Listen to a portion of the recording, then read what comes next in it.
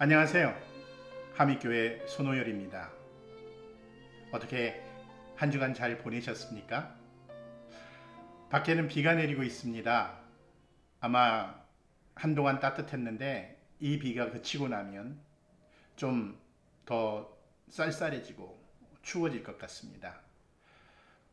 추워지더라도 움츠러들지 마시고 하나님의 은혜 가운데 더욱 밝고 건강하게 삶을 누리는 저와 여러분들이 됐으면 좋겠습니다.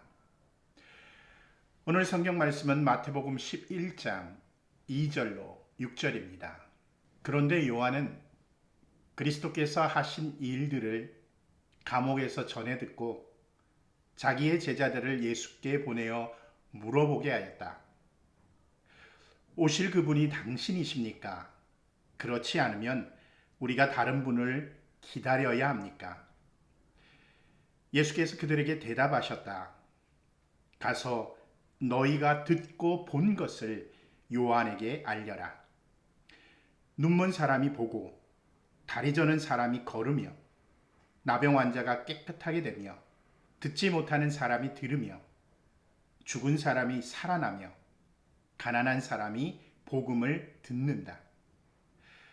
나에게 걸려 넘어지지 않는 사람은 복이 있다. 여러분은 요즘 어떤 기도를 하고 있습니까? 하나님께 바라는 건 무엇인가요? 요즘 전 하나님께 저의 사역에 대해서 진지하게 다시 묻고 있습니다. 정말 절실하게 묻고 있어요. 나는 앞으로 어떤 사역을 하여야 하나?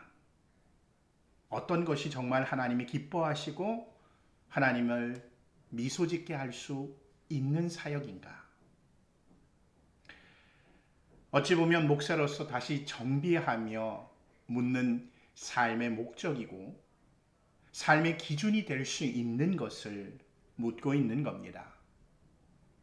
물론 물질에 대한 걱정과 육신의 삶의 어려움 때문에 하나님께 절박하게 기도하는 것도 있지만 사실 저에게 더욱 간절하게 바라고 있는 것은 남은 생에 내가 해야 할 하나님을 위한 목회 방향 설정입니다.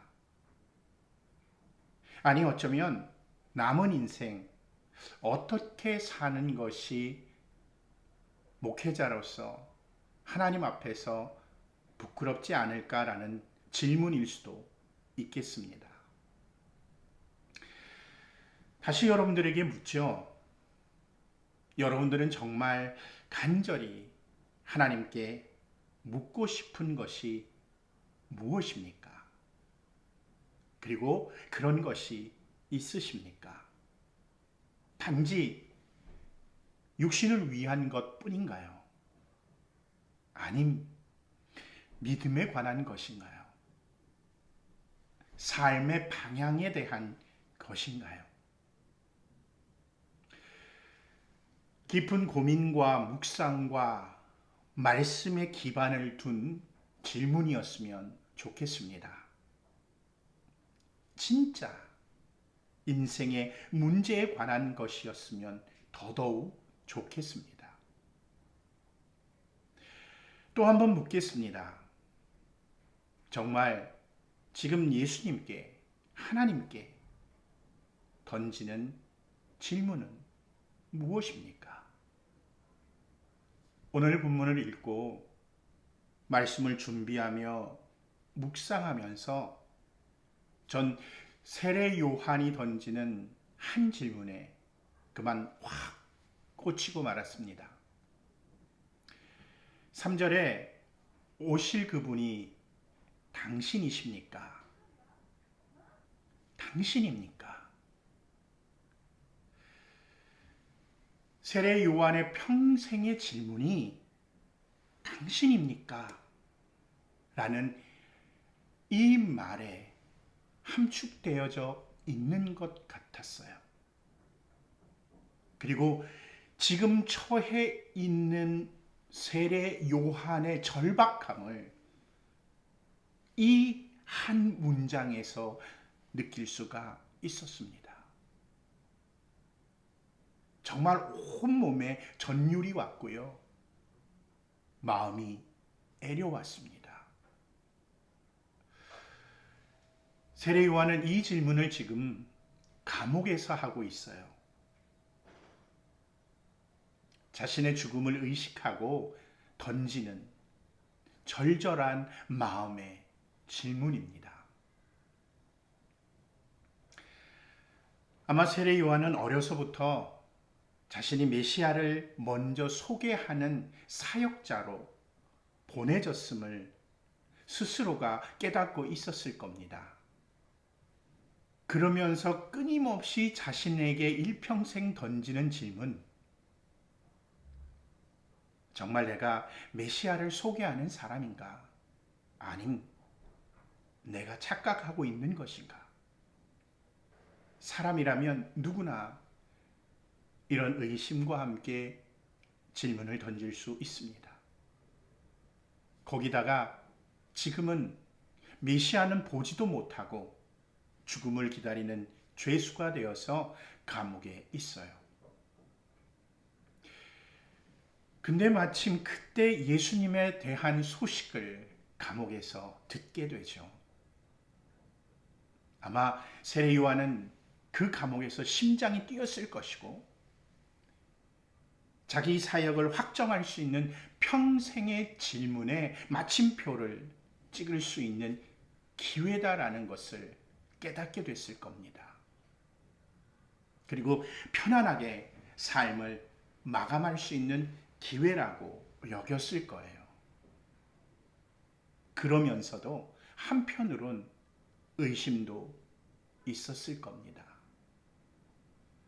왜냐하면 당신입니까? 라고 질문하면서 그 뒤에 한 문장을 더 붙여요.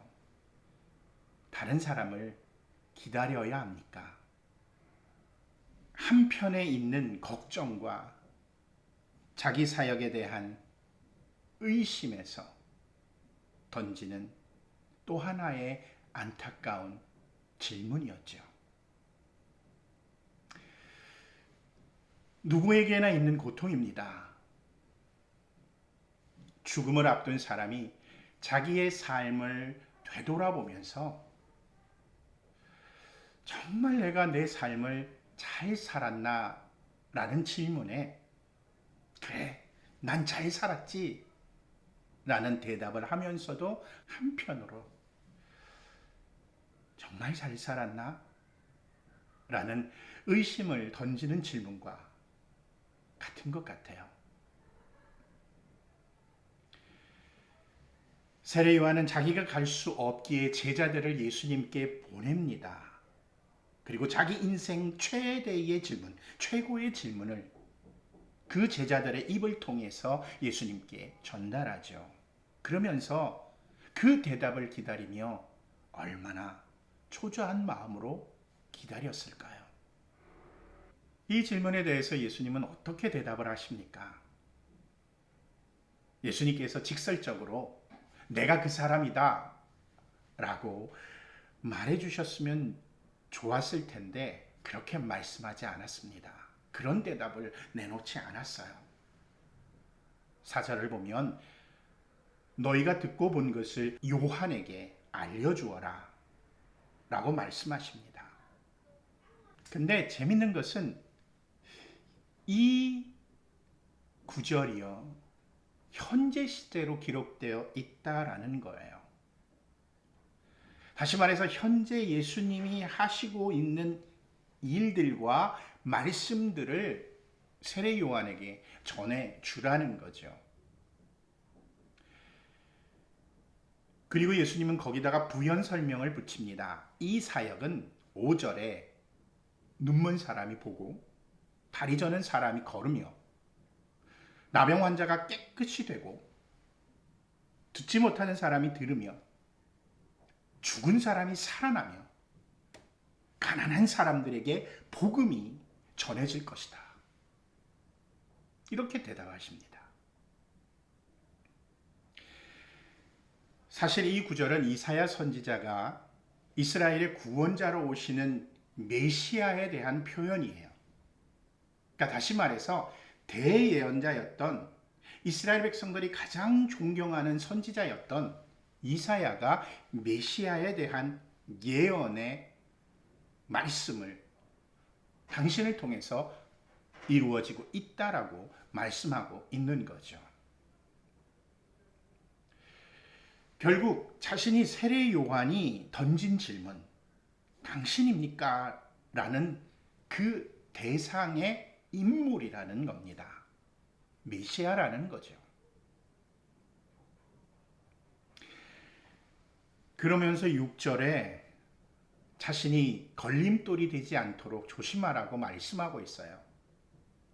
걸림돌이 되어서 넘어지지 않는 자에게 복이 있다라고 말씀하시는 겁니다. 이건요, 예수님을 순수하게 그대로 받아들이는 사람, 믿는 사람, 현재 일어나고 있는 그 사건에 대해서 의심을 품지 않고 그대로 받아들이는 사람은 복이 있을 것이다 라는 말씀과 같은 겁니다. 초조하게 기다리고 있었던 요한에게 제자들을 통해서 이 이야기가 들려졌을 때 세례 요한은 어떤 감정을 느꼈을까요? 정말 평생 기도하며 던진 질문, 그에 대한 대답이 되지 않았을까요? 죽음을 앞에 두고 인간이라면 정말 어쩌면 자기의 희망이 꺾이고 낙담하려고 하는 순간 찾아온 최고의 기쁨이 되지 않았겠습니까? 요한은 이제 자기의 죽음, 이 죽음에 의미가 있음을 깨달았을 것이고요. 그 깨달음으로 인해 자기의 삶이 부끄럽지 않았음을, 하나님 앞에 부끄럽지 않았음을, 하나님의 얼굴에 미소를 띠게 했음을 깨닫고 자신의 인생이 하나님을 위한 삶이었다라는 그 기쁨으로 죽음의 현장으로 가게 되지 않았을까요? 진정한 구원을 이루었을 겁니다. 평생 그를 짓눌러 왔던 고통, 의심, 낙담, 이런 것들로부터 해방되었을 겁니다. 사실 이런 요한의 마음이 이 말씀을 읽으면서 묵상하면서 나에게도 찾아왔으면 이런 기도를 하게 만들었습니다. 누구나가 믿는 사람이든 믿지 않는 사람이든 신께 질문을 던집니다. 삶의 문제, 고난의 문제, 악행으로 만연한 세상을 보며 악에 대한 질문, 죽음의 문제, 그리고 결국 이 모든 것으로부터의 구원의 문제. 당신이십니까? 당신입니까? 라는 이 물음에는 이것을 해결할 분이 당신입니까? 라는 중요한 포인트가 들어 있습니다. 다른 걸 기다려야 합니까? 세상은 그 다른 것을 돈에서, 명예에서, 과학에서, 지식에서, 그 밖에 다른 신들에게서 찾으라고 이야기합니다. 그래서 그들에게 그들 앞에서 당신입니까? 라고 묻고 있어요. 심지어 대답을 가진 교회를 다니는 사람들마저도 대답을 기다리지 못하고 다른 것들에게 묻습니다. 당신입니까? 이해가 갑니다. 예수님이 정확하게 그렇다라고 대답하시면 좋겠는데 너희가 본 걸 가지고, 너희가 믿는 걸 가지고 판단해라. 이렇게 말씀하고 있으니까요. 거기다가 이 대답마저도 늦습니다. 근데 보세요. 예수님의 대답은 명확합니다. 평생 가지고 있는 장애로 인해서 고통받는 이들에게 내가 희망과 소망을 주고 있지 않느냐? 저주받은 인생이라고 손가락질 당하는 사람들에게 그 문제를 해결하고 있지 않느냐? 죽음의 문제를 가지고 끊임없이 싸우는 인생들에게 그 죽음의 문제를 해결해 주지 않느냐? 시대적으로 외면받고 있는 사람들에게 진정한 해방이 무엇인지, 진정한 기쁜 소식이 무엇인지를 내가 알려주고 있지 않느냐? 이런 일을 할 수 있는 존재는 메시아밖에 없어요. 예수님밖에 없습니다. 이것을 분명히 선언하고 있어요. 그러니까 아주 예수님은 명확하게 말씀하시는 거죠. 그것을 믿지 못하고 걸려 넘어지는 것은 우리들의 몫인 겁니다. 이 본문이 현재형이란 이야기는 예수님 당시에 세례 요한이 던졌던 질문의 답이기도 하지만 오늘 우리가 던지는 질문의 답이기도 하다는 겁니다. 당신입니까? 그래, 내가 현재 세계 곳곳에서 하는 일들을 봐라. 정말 현재도 예수님은 세계 곳곳에서 평생의 문제로 고통받는 이들에게 희망과 소망이 되어주시고요.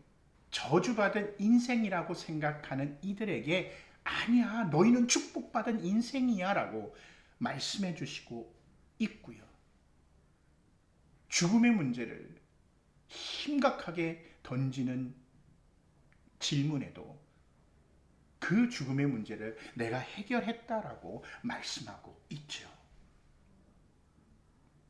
외면받은 이들, 철저하게 무시되는 이들에게 기쁜 소식이 예수님의 이름으로 전해지고 있어요.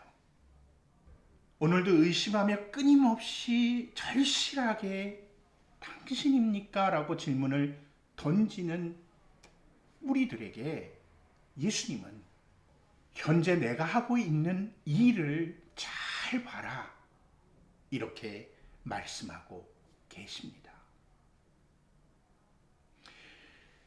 그것을 여과 없이 받아들이는 사람에겐 메시아, 구세주가 되셔서 구원과 해답을 얻게 된다라는 거죠. 하지만 반대로 그것을 피하고 받아들이지 않는 이들에겐 복이 아니라 걸림돌이 되어서 넘어지는 결과를 가지게 될 것이다 라고 예수님은 분명히 말씀하고 있습니다. 당신입니까? 라고 질문을 던집시다. 질문을 던지지 않으면 대답을 들을 수도 없습니다.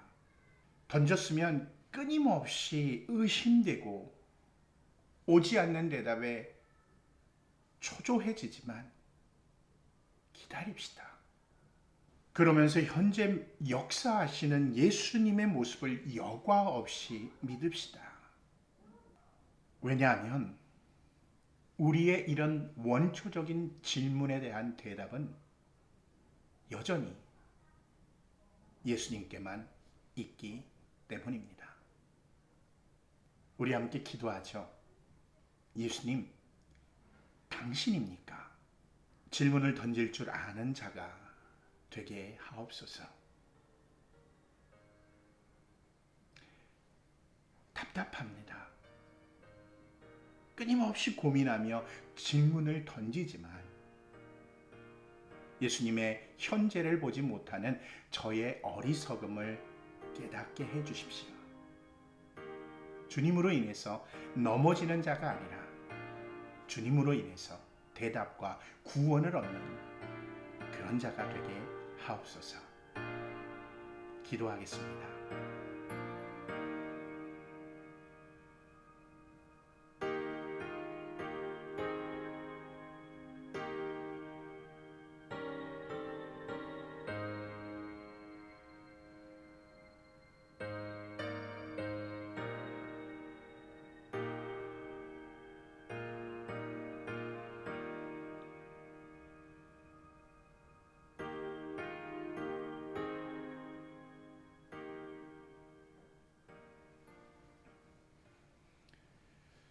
하나님의 은혜와 함께 건강하고 행복하게 한 주 잘 보내시고 다음 주에 말씀 안에서 다시 뵙도록 하겠습니다.